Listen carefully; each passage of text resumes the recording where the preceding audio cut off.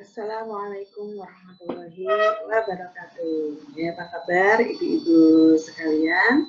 Baik, pada kesempatan hari ini kami akan menyampaikan tentang apa itu ASI eksklusif ya. Jadi untuk kesempatan yang pertama ini kami mengucapkan terima kasih banyak kepada ibu-ibu semuanya karena telah berkenan masuk di dalam grup untuk PPDM Kesehatan.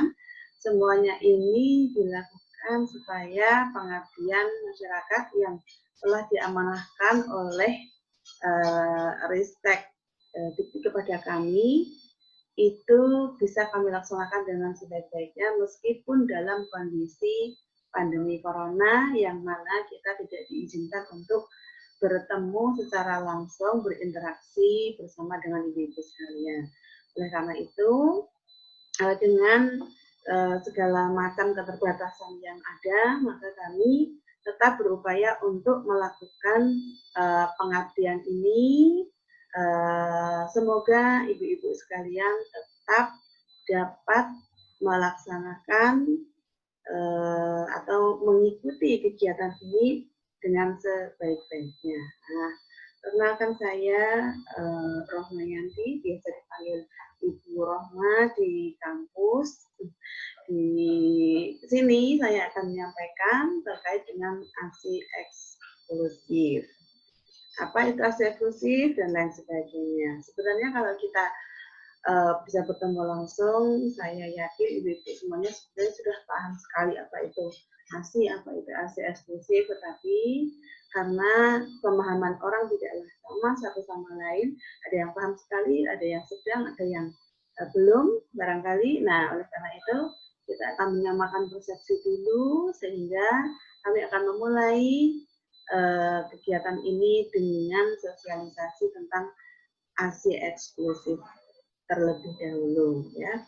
Semoga Bapak Ibu, kalau ada bapaknya ya, ibu-ibu sekalian bisa mengikuti dengan sebaik-baiknya.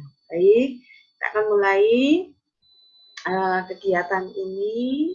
Jadi kegiatan ini dalam rangka untuk membentukkan kelompok pendukung ASI di Desa Menayu ya.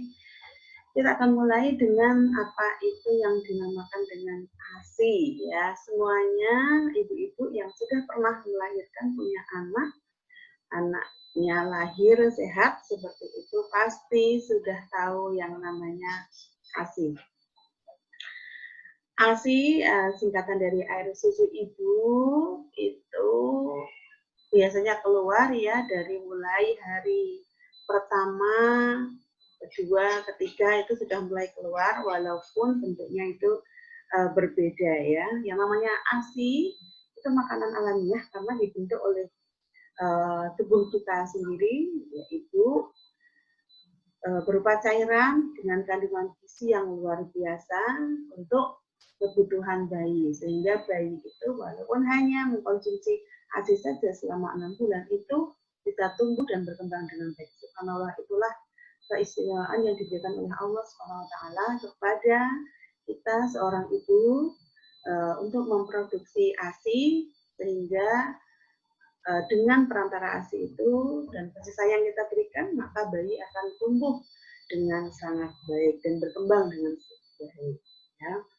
Nah, yang dinamakan ASI itu ada di hari pertama, kedua, ketiga itu cenderung berbeda ya untuk apa namanya, susunannya, warnanya itu berbeda.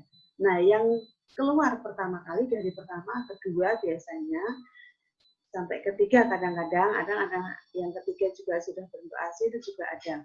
Nah, air susu ibu yang pertama itu berupa cairan kuning, warna kekuningan, jadi ada bening terus tengahnya itu ada kuning-kuning seperti itu namanya kolostrum. Kolostrum ya itu sangat bagus, sangat baik untuk bayi karena dia mengandung zat kekebalan terhadap penyakit gitu, sehingga justru ASI yang pertama kali itu yang namanya kolostrum itu wajib diberikan. Kalau zaman dulu kan dibuang ya karena dianggap ini ASI apa ya, kok bentuknya warnanya tidak putih tidak kental tapi bening, jadi dianggap tidak bermanfaat. Nah, justru hasil penelitian menunjukkan bahwa kolostrum ini sangat bermanfaat karena banyak sekali zat-zat kekebalan yang terkandung di dalamnya yang bisa diberikan kepada bayi, di mana bayi itu sendiri itu tidak memiliki kekebalan sendiri. Jadi dia kekebalannya sistemnya pasif karena dia didapatkan dari ibu. Nah, ibu bisa memberikannya melalui apa? Melalui ASI. Terutama kalau di awal-awal adalah ASI kolostrum ya. Nanti diberikan sampai 6 bulan namanya ASI eksklusif. Itu. Jadi ASI itu makanan alamiah yang kandungan gizinya cukup, sangat bagus itu untuk tumbuh kembang bayi. Dan yang awal-awal ASI yang keluar dari pertama kedua itu berwarna bening, ada kuning-kuningnya, di dalamnya namanya kolostrum dan itu sangat bagus diberikan pada bayi. Sekarang ya, Ibu tentang pengertian ASI, yang berikutnya adalah ASI eksklusif. Nah, justru yang ingin kita sampaikan itu adalah tentang ASI eksklusif. Nah, karena namanya juga eksklusif, jadi dia khusus, spesial gitu ya. Ya ASI yang diberikan atau pemberian ASI tanpa tambahan makanan dan minuman atau lainnya, pokoknya hanya ASI saja yang diberikan pada bayi usia 0 sampai dengan 6 bulan. Ya. Dan bahkan di sini itu tidak ada pemberian tambahan makanan lain ya, seperti air putih, tajin, atau juga apapun makanan yang lainnya, madu, ya, tidak. Jadi ini eksklusif atau khusus ASI saja. Jadi bayi itu lahir sampai usia 6 bulan. Ya, seperti itu. Jadi saya ulangi, ASI eksklusif itu adalah pemberian ASI tanpa tambahan makanan atau minuman apapun. Jadi hanya ASI saja selama 0 sampai 6 bulan. Nah, nanti selanjutnya akan diberikan ASI masih akan tetap terus diberikan setelah 6 bulan, tetapi dengan penambahan MPASI atau makanan pendamping ASI yang nanti bisa dibuat oleh ibu-ibu sekalian. Oke.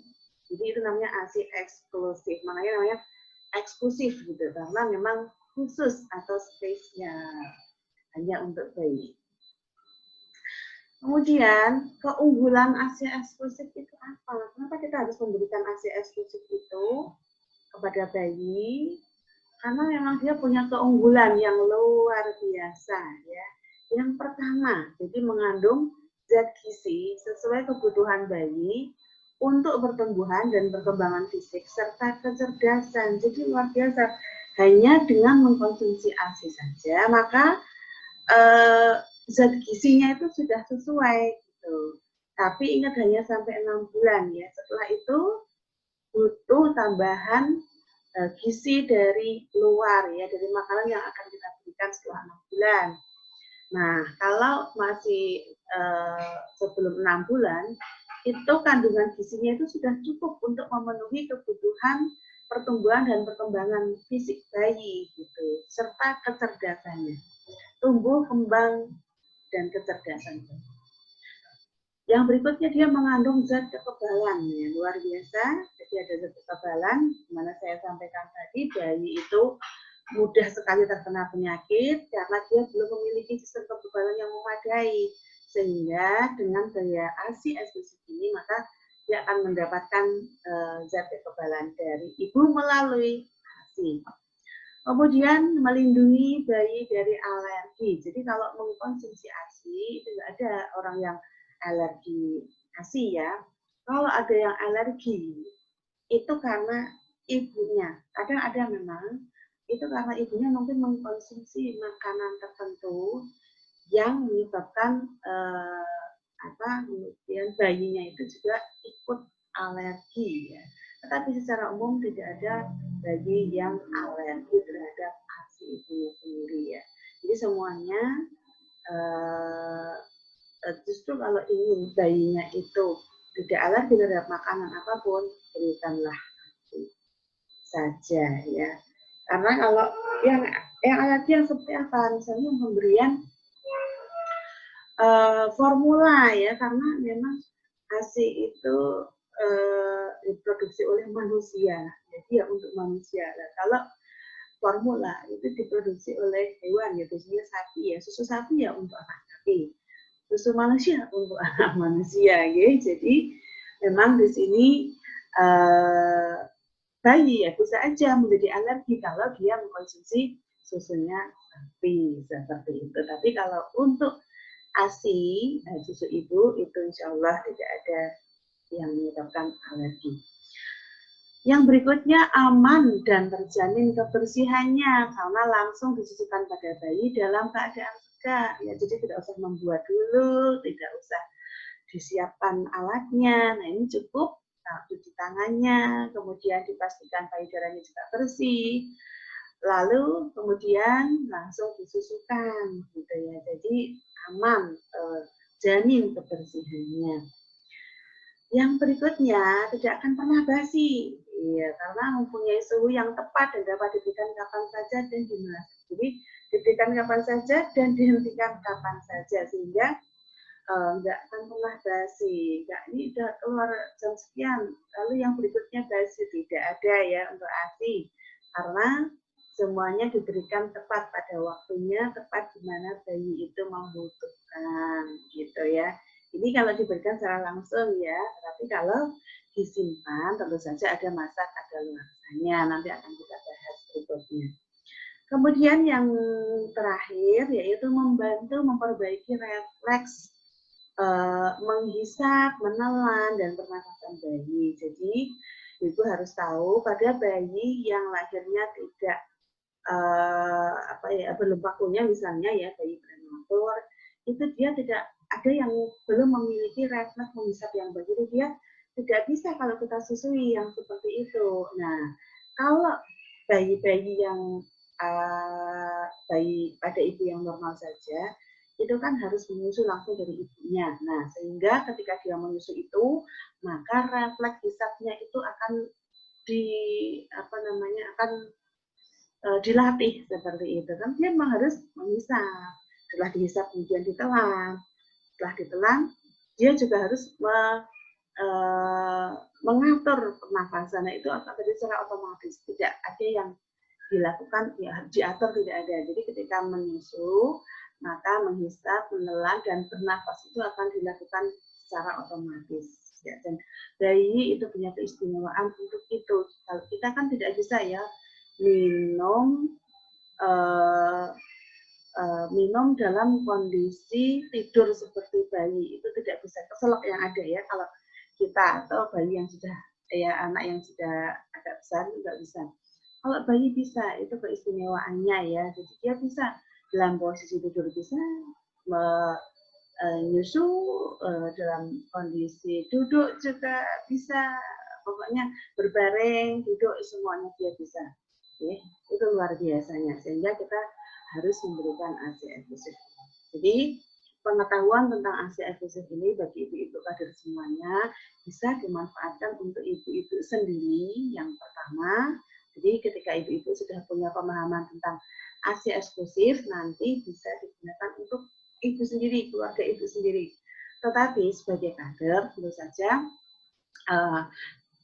sangat diharapkan ilmunya ini di-sharing untuk masyarakat yang ada di sekitarnya. Nah, ketika sudah tahu tentang ASI eksklusif, nah silahkan di-share kepada masyarakat yang lain supaya nanti masyarakat atau ibu-ibu khususnya itu bisa mempraktekkan pelaksanaan ASI eksklusif ini ya. Jadi ilmunya disebarkan, itulah sebaik-baiknya manusia adalah yang bermanfaat bagi orang lain. Nah, ibu-ibu kader ini luar biasa karena dedikasinya itu tanpa pamrih, menyediakan waktu, menyediakan tenaganya, dan mempunyai ilmu yang lebih daripada yang lain, sehingga ilmunya ini bisa di-sharing ke masyarakat secara langsung. Nah, ini akan menjadi amal ibadah kita yang tidak ternilai, yang luar biasa. Jadi mohon untuk bisa mengikuti kegiatan ini dengan baik, lalu menyebarkan ilmunya kepada masyarakat di sekitarnya. Yang berikutnya